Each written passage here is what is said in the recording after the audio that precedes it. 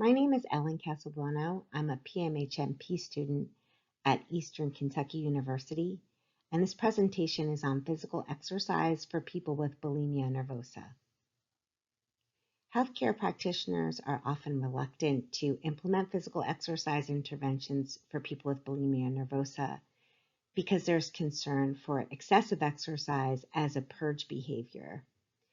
And that does sometimes happen. Some people use physical exercise as a way to compensate for binge eating.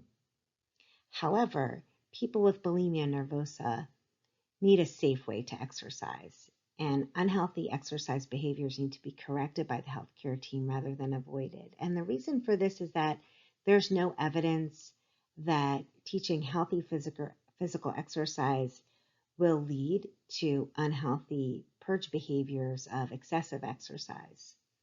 And in fact, there's good evidence that physical exercise is helpful for people with bulimia nervosa. A meta-review showed improved cognitive and neuropsychiatric outcomes for exercise in people with all kinds of mental illness, including bulimia nervosa. A systematic review in 2023 showed improvement in symptoms for people with eating disorders who were given a structured exercise program.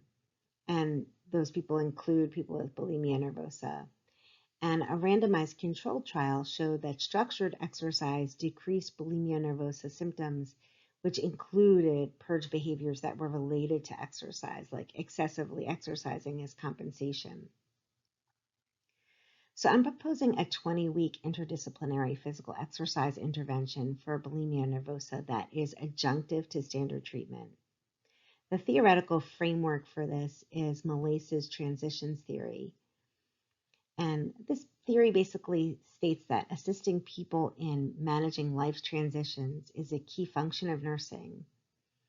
And moving from disordered eating and disordered purge behaviors into a healthy way to look at exercise and physical health and eating is a transition. It's more than just stopping the behavior, but it's about adopting a new identity, moving from one role to another. So I've come up with an implementation plan for how this could be utilized in practice. And it would require an interdisciplinary team. We would have a psychiatric nurse practitioner, a therapist, and a group exercise instructor that would make up the team. The psychiatric nurse practitioner would identify eligible patients through diagnosis or confirmation of existing diagnosis. And patients would complete the EDEQ. The EDEQ stands for Eating Disorders Examination Questionnaire, and it's a measurement tool that determines the severity of symptoms in eating disorders. So we would do that at the beginning of the program before we started, and then throughout the program, we would continue to use the EDEQ. So the 20-week treatment plan would consist of medication management by the psychiatric nurse practitioner. It would consist of 20 sessions at 50 minutes each of cognitive behavioral therapy for eating disorders, which is called CBTE. And 20 sessions at 50 minutes each is the current standard treatment. And then the addition, the actual change that we would be introducing would be the group exercise instruction. And ideally, I'd like to have this in the office, in a separate room of the office. It wouldn't have to be solely for exercise. It could double as the team meeting room, but it would just need to be big enough for group exercise instruction to occur. So we would like to do the exercise instruction in steps. So step 1 would last for 7 weeks, and it would consist of 3 times weekly exercise instruction. And the group exercise instructor would not have to be particularly trained in any kind of eating disorder management. This would just be structured group exercise. That's how the exercise that was studied in my studies, none of it was specifically tailored towards eating disorders. Eating disorders were not discussed during the group exercise. It was just led by a group exercise instructor. And so step 2 of the program would occur for 7 weeks. And at this time, the patient would attend group exercise 2 times weekly and have 1 self-guided home session. And if you look at my timeline on my poster, you can see that the group exercise is represented in yellow and the self-guided exercise is represented in orange. And as we step down the group exercise, we're stepping up the home exercise with the idea of just giving the patient an idea to reframe exercise and then to be able to practice this at home on their own. The focus will be on autonomy. A lot of eating disorder interventions at this time are still focused on a very paternalistic means of correcting eating disorder. For example, the Maudsley family-based therapy is about taking power over the person with the eating disorder, taking power over what they eat, and then slowly giving it back to them as they start to make more correct choices. This will not be like that. This will be intended for adults, and it will be intended to be focused on autonomy from the beginning. So step 3 will have 6 weeks, 1 times weekly, with the group exercise and 2 home sessions.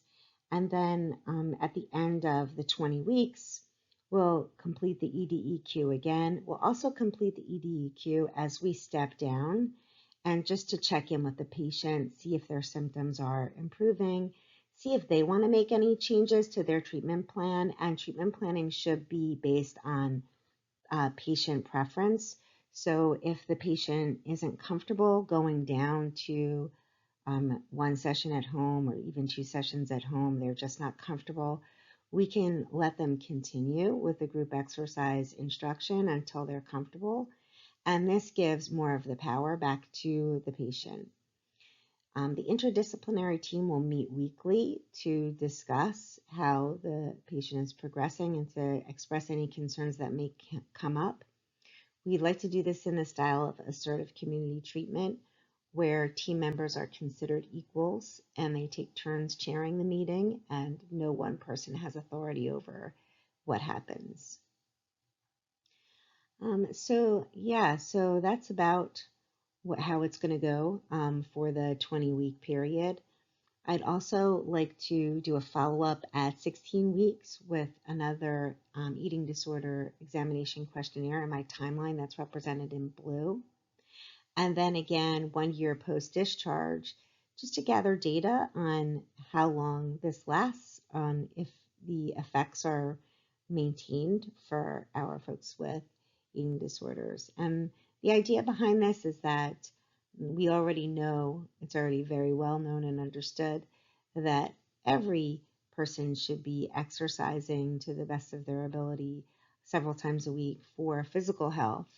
And there's good evidence for mental health in general, but also just that without evidence of adverse outcomes for people with bulimia nervosa, it's okay to and really encouraged to move forward. And we do have some, preliminary good evidence that physical exercise is beneficial, and we need more. There's not enough about interventions for people with bulimia nervosa in general. There is a paucity of evidence. So that's my presentation, and thank you very much for listening.